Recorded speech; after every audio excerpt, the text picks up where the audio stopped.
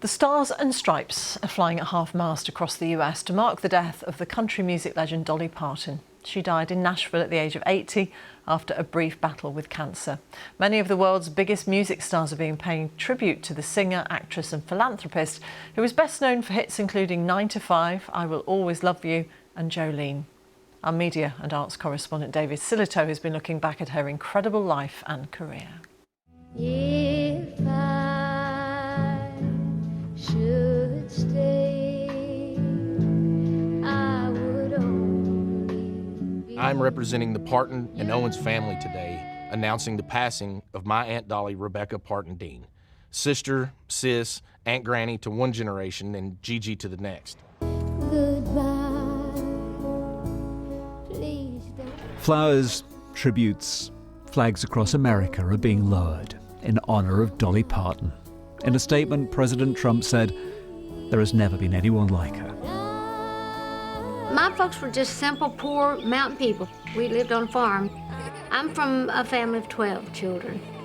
And I think being the fourth one down, I didn't get paid a lot of attention. I was the kind of kid that needed a lot of attention. Dolly Parton. It was, she said, a dirt poor childhood, a one-room cabin on the banks of the Little Pigeon River. What changed her life was an uncle who encouraged her to sing. I was just about 10 then, and I sang my song, and they kept bringing me back, wanting me to sing it, sing it, sing it. I remember looking up at my uncle and I said, "I'm going to be a star, ain't I?" Pretty Miss Dolly Parton, how about it? In 1967, she got her big break on TV. She was already at 21 a successful Nashville songwriter. And she soon developed a look. Then up here in these cabinets are my wigs. So here's another Dolly. Show business is a money-making joke, and I just always liked telling jokes. But do you ever feel that you're a joke, that people make fun of you? Oh, I know they make fun of me. But actually, all these years, the people, has thought the joke was on me, but it's actually been on the public. I know exactly what I'm doing. Jolie, Jolie, Jolie, Jolie. It was carefully crafted, glossy fakery on the outside. What was real were the lives and stories she sang about. Jolene and I Will Always Love You, two songs written on the same day and based on events in her own life. But some things stayed private, in particular, her husband Carl. Here you come again. In the 70s and 80s, she reached far beyond the traditional country audience. Islands in the stream, that is what you are.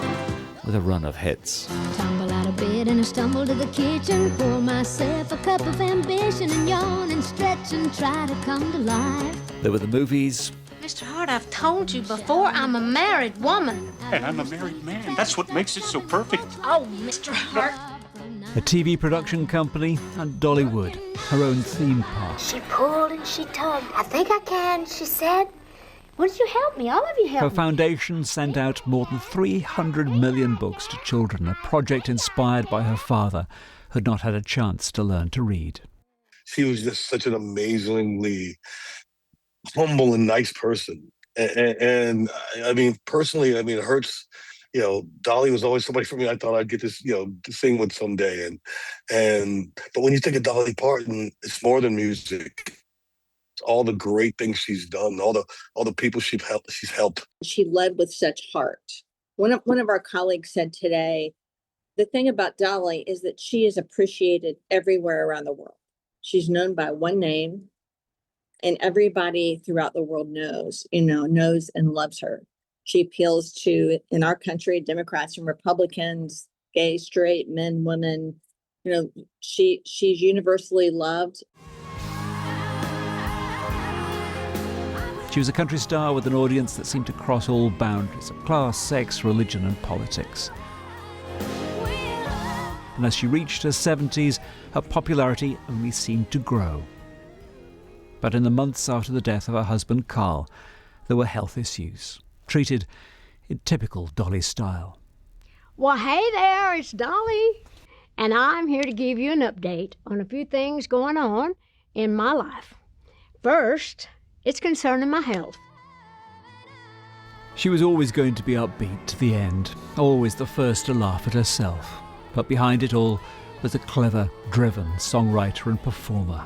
And those songs rooted in the joys and heartache of the life of Dolly Parton.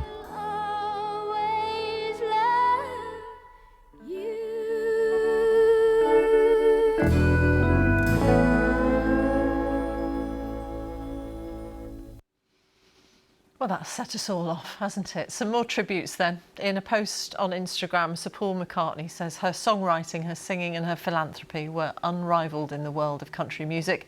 It's hard to imagine living in a world without Dolly. US talk show host Oprah Winfrey says there's no one like her. She brought the light and we're all better because she was here. God bless you, Dolly. You earned your wings. Sir Elton John says she was a giant of an artist, unique and irreplaceable with the kindest heart.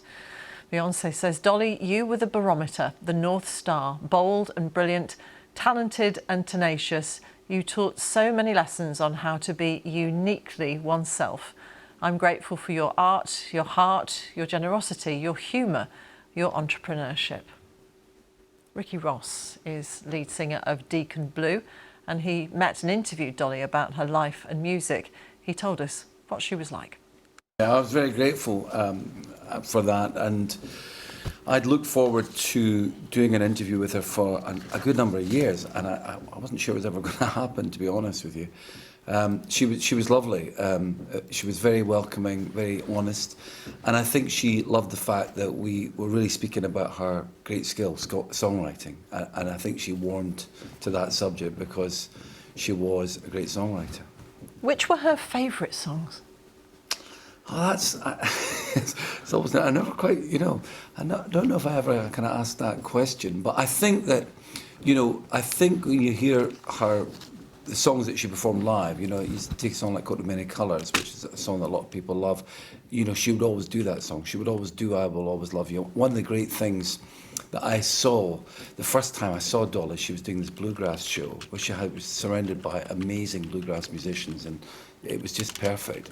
But the greatest moment in the show was when they all left the stage and she was alone and she sang I Will Always Love You, just accompanied by her guitar. And it was just a brilliant, brilliant moment. This was in the Armadillo in Glasgow about 20 years ago. And honestly, one of the best live experiences I've ever encountered.